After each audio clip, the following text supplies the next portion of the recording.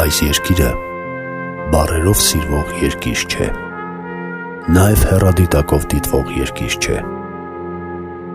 Քարի հետևում քար կա, մշուշի հետևում մշուշ։ Այս երկրի սահմանները գծվում են արյամբ և ամրանում քրտինքով։ Այս երկիրը համընդհանուր սիրո երկիր է։ Այս երկրի մայրաքաղաքը սկսվում է խրամատից։ Աշխարհի ամեն անկյունում ապրող իրեն հայ համարող մարդ պիտի շնչի այս երկրի այս պետականության շահերով և իմանա, թե ինչպես օգտակար լինել նրան։ Այս երկիրը համընդհանուր սիրո երկիր է։ Վազգեն Սարգսյան։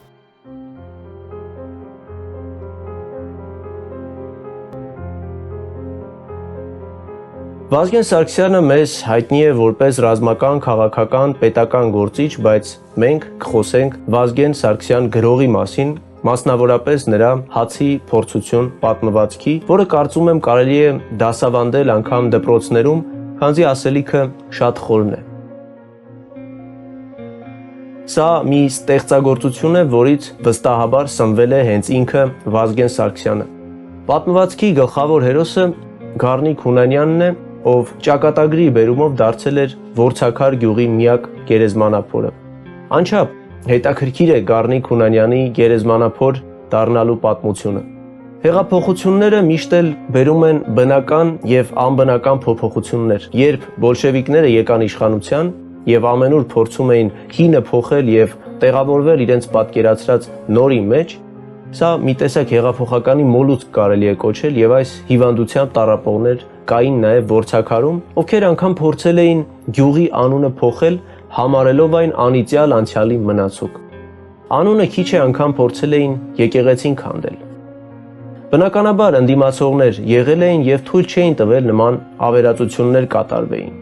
Բայց հետագայում այդ ընդդիմացողները համարվել էին դավաճաններ և մի դեպքում աքսորվել, մեկ այլ դեպքում սպանվել էին։ Գրականության ուսուցիչ Արամ Բաչյանն ընդդիմացել էր և թույլ չէր տվել, որպեսզի Որցաքարի անունը փոխեն, գնացել էր Հայաստանի Կենտկոմի առաջին քարտուղար Աղասի Խանջյանի մոտ և քանի որ Խանջյանն իսկապես հայրենասեր մարդ էր, հովանավորը շատ ու շատ մեր մտավորականների, որոնց թվում է նաև Եղիշե Չարենցը, Արամ Բաչյանի խնդրանքը չէր մերժվել։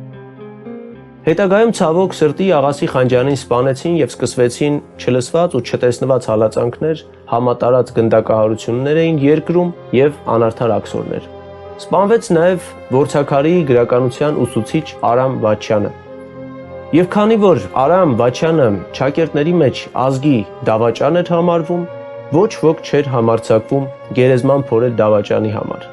Այդ ծանր գործն իր ուսերին վերցրեց երիտասարդ Գառնիկ Հունանյանը,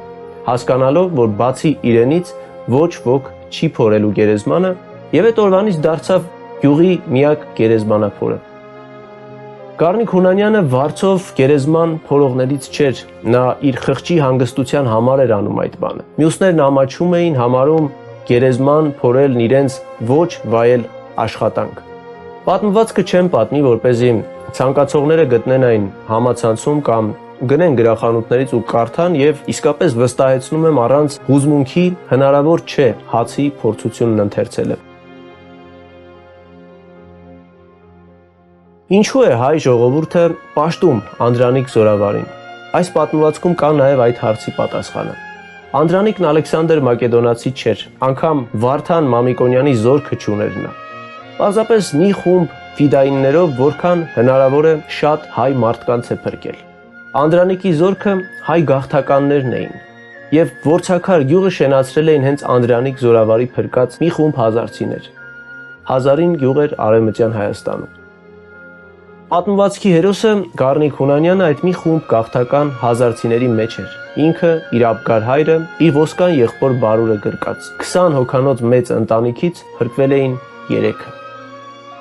Պատմվածքն անցյալի ու ներկայի մասին է, անցյալի, որից այդպես էլ դասեր չենք քաղում, մեկը մարդ է դառնում, մյուսը խոզ։ Պատմվածքում կհանդիպենք նաև խոզանման մարդկանց, ովքեր իրենց գրպանի հաստությամբ են աշխարհն ընկալում։ Բայց կրկին կհաստատվի այն կարևորագույն բարոյական գաղափարը, որի կրողն էր Գառնիկ Հունանյանը։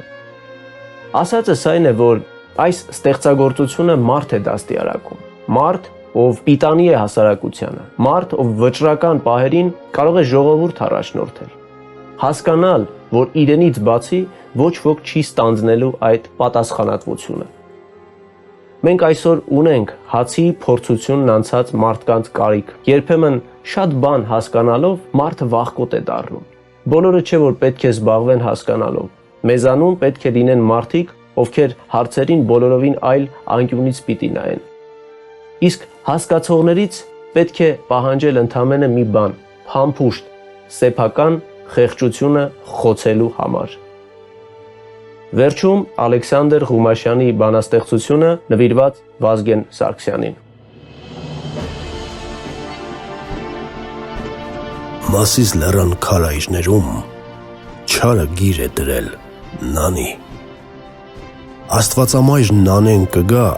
ու չար գիրը կխափանի։ Մասիս լեռան վիհին մոտիկ վիշապներ են իջել նանի։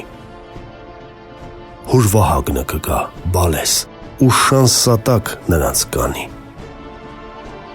Մշուշներ են իջել նանի։ Մեղրագետի սահանքներում լողանում է աստղիկնելի գետի մաքուր ալիքներում։ Մեր նախնիկ հաջ հովիվներին չի հաջողվել նրան նայել։ Քուրդ չոբանը ում շունն է որ մեր աստղական այդ է վայել։ Խորդ լեզվով են խոսում նանի չոբանները մեր սարերում։ Ծուռ մհերը այրից կելնի ու այս անգամ ոչ մի ներում։ Մասիս լեռան լանջին նանի հուսո լույսն է իջնում անհաս։ Նանին քո մեծ ցավը տանի հուսո լույսը դու ես որ կաս։ Հաղորդաշարը ձեզ համար պատրաստեցին Տարոն Գլակը և Ռոբերտ Բալայանը։